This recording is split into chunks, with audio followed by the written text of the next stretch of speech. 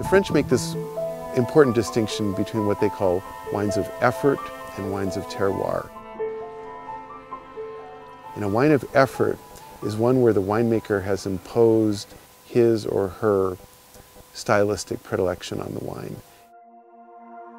Bonny Doon is kind of a, Randall hit me over the head for saying it, but it is kind of a grassroots Euro style unique hybrid of food and wine, specifically to get people to understand that those two elements belong together.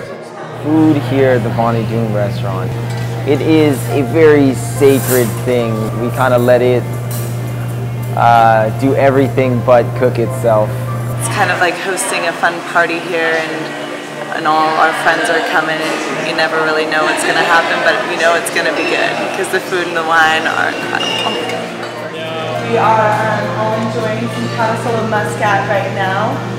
It's going to go really nicely with the first course. Wines of terroir somehow capture the complexity of nature itself, reflect the complexity of nature itself, and that's a much deeper, more resonant intelligence. Our wines are different. You know, everybody thinks their wines are different, but I think our wines are stylistically different than many California wines. They tend to be lighter in alcohol, not as tannic, not as extracted, not as ripe, that's for sure.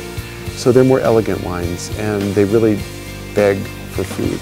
We serve a all-organic, farm-driven food style.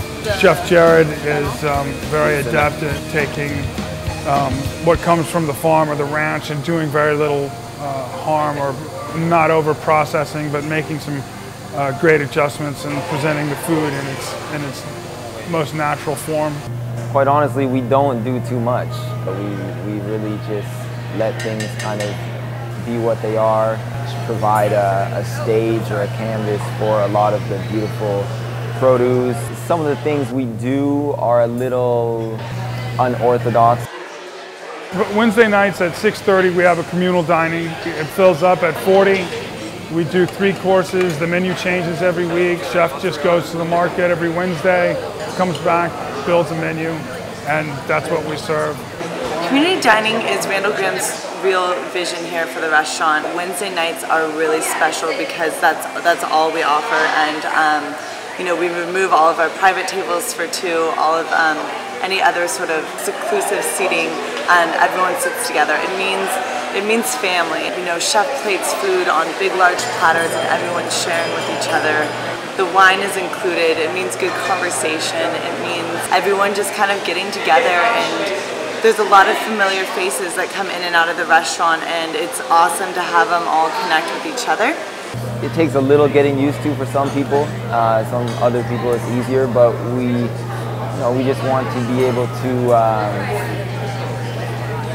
express and make available what we do and how we do it in a way that others can appreciate it. Randall's biggest desire is for it to create human connection, that everything about and the way that we serve food, very farm to table, or what he likes to call the community table, which is where you gather around one big table. There's big platters of food set on the table, and you share it, and then you open bottles of wine and you share it. You know, when you're a foodie, when you experience perfect food, when you experience a perfect peach or a perfect anything, you are driven to distraction. I mean, this just makes you crazy, happy.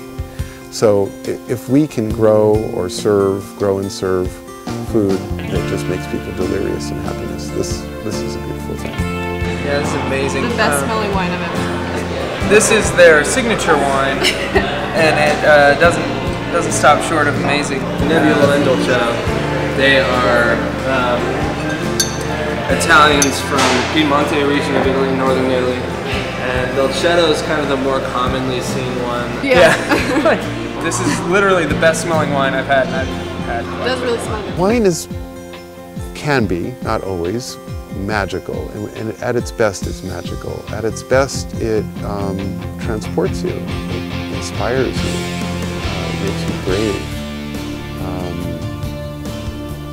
It it astonishes you when it's great. It humbles you too, because the most interesting wines are not readily, they're not obvious. They change. So when you open a wine and you taste it and you think, yeah, I don't know. You come back to it 5 minutes, 10 minutes, 30 minutes later, different wine. An hour later, different wine. A day later, a different wine. I think that carries a strong lesson.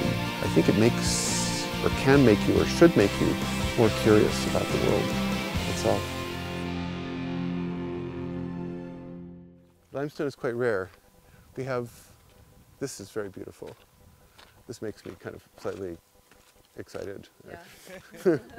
Limestone has wonderful properties for growing grapes. It holds moisture, but it holds moisture really tightly.